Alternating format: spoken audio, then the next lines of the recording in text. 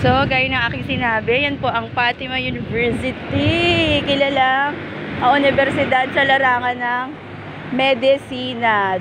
So, madalas ang mga graduate dyan ay remarkable sa iba't ibang bansa, lalo na po sa mga kailangan ng tulong, no? Sa pagtupad sa tungkulin, no? Sa pagdurugtong ng buhay sa iba't ibang panig ng mundo.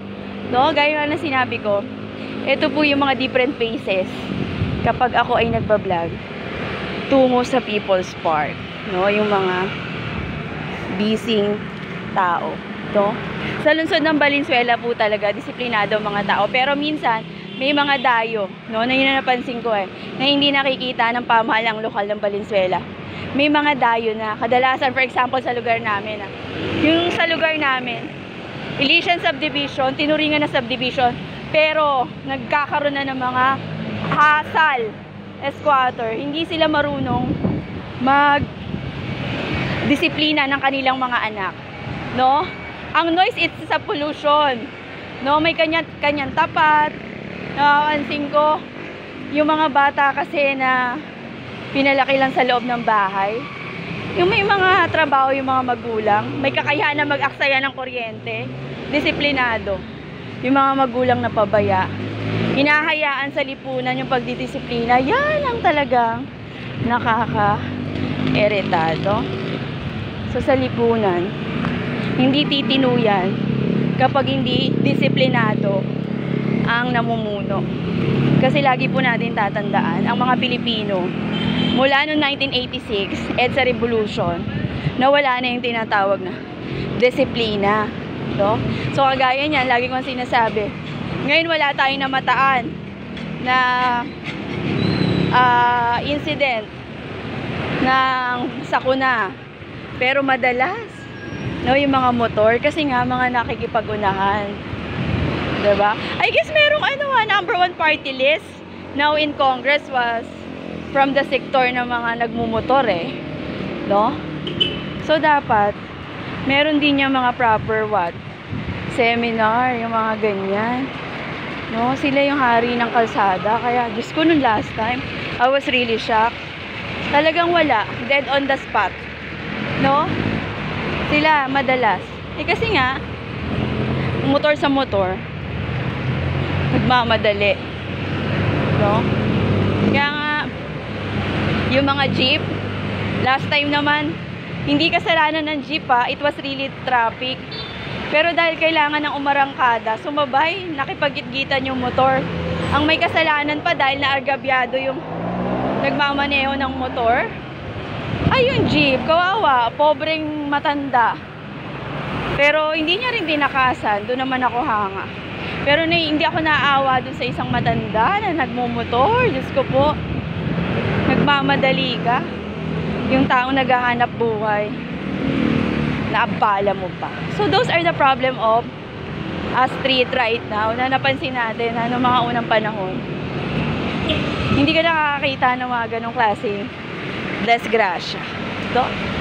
So ito po yung daily routine ko kapag Saturday, Sunday pala, no? It's not daily kasi ibang lokasyon naman ako. So malapit na po ang pasukan, kaya ang Madam UK ay talaga namang rigid ang aking mga research para po sa mga lecture.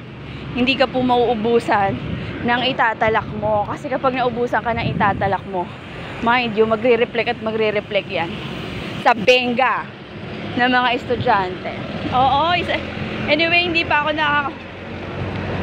nakaka-vlog again ng kalakalan ng estudyante na kukumpara natin sa mga estudyante noon.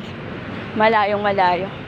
Mas disiplinado yung mga estudyante noon. May paggalang. So parang kasi I heard na nawala yung values education, no, sa Fatima. Na wala yung values education sa lower year. No, dapat ibalik yan. Nagtataka nga ako, even the Filipino, no? No, sino na mga dalubhasa? Anong gustong tahakin? Kaya pagdating sa soberanya, matinding usapin. Eh, paano nga? O simula't simula. Pagmamahal sa bayan. Ako ay nakukulangan. Ako yung pagmamahal ko sa bayan, sadyang likas to. Oo, pinalaki ako ng nanay ko na talaga namang abala sa buhay. Even my mom and dad, talaga namang hindi kami perfect family. Second family kami, pero hindi ko naramdaman. Kasi nga, ang nanay at tatay ko busy sa pagtatrabaho. They believe na dapat quality life. Kahit mahirap ka, pilitin mo magkaroon ng quality life. Ano yung quality life? Masarap ang kinakain ng anak mo. Kahit mahirap ka lang. Naggagatas ang anak mo. No, oo, until na naggagatas ako kasi nga kinalakihan ko yan. Kaya naman in return, di ba? Hindi ka din ganun ka masasakitin. Kaya lang, aminin natin talaga sa buhay ng tao, meron ka talagang balakid pagdating sa kalusugan. No? So, di ba, mabilis mag-burn ng calorie, dumadaldal ka na naglalakad ka. Laking bagay. Hindi ko na kailangan pumunta ng mga gym na mamahalin for this. At saka, alam mo, di ba, sabi ko nga sa mga nag-uumpisa sa vlogging, alam mo ba, nag-hit pa yung ganito ko eh. Yung talak, habang naglalakad, mas nag-hit siya. Kumpara mo sa mga food vlog ko, alam mo sa food vlogging, no? Di ba, napapyawan na natin yan. Ako, hindi na ako nagpapaniwala dyan sa mga content creator or the vlogger ng food vlogs. Kasi alam mo, hindi naman pala masasarap lahat. Ang totoo ang sinasabi. Kasi, ex-deal na pala yan. Naku, oo. Kuya ako naman pasukin yan kahit hindi na ako ganun ka kumita, bumalik lang. O kung hindi man, magkaroon man ako ng ganansya, share ko din or para makontinue tong vlogging ko, diba? Kasi ito ko, Diyos ko ang vlogging, hindi ka pa kilala, mamumuhunan ka.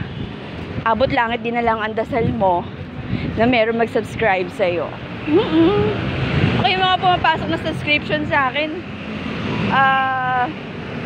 hindi ko namamalayan kung saan, pero dahil sa email, makikita mo, OFW, oo, yung mga na isa dun sa ka-reels ko, mga ganon.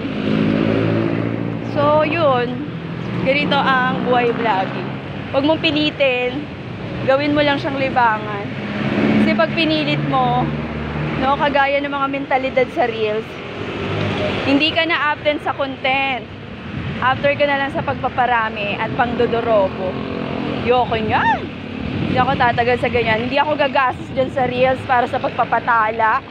At wiran ko, yung production cost ng vlogging ko is gumagastos ka na eh. And besides, dapat sila. No? Ay! So scared. Kasi ang balang. Ang balang labas sa line na lumiliit lang yung dinadaanan ng mga tao dahil dun sa mga business sa gilid, no? Oo. Kaya dapat doblehin pa ng lungsod ng Valenzuela yan eh. Yung pag-iikot, yung TMO dapat sa Alicia, Diyos ko, makakaroon ka na ng kaaway. Magkakaroon ka ng kaaway just because yung mga inconsistent nagpapatupad ng batas. Sa payan. Kahapon, I was surprised. Marami daw nahuli sa Elysian. Alam mo yung no garage, no car policy, hindi ko nararamdaman. To tell you honestly, Valenzuela. Sa Elysian, subdivision, yung mga may kotse dyan, sa harap, sa gilid na may gilid, pinaparada. At yung garahe nila, ginagawa nilang business center. Diba? Dapat kotse nila yung nandun. TMO na Valenzuela, dapat lalong paigtingin pa. No, yung panghuhuli para kami, no, we have equal rights. Hindi na kami nagkakaroon ng kaaway. O ikaw pa masama eh. Pag sinita mo, iginiit mo din yung karapatan mo. So, yun lang. Ay, mundo ng vlogging. No?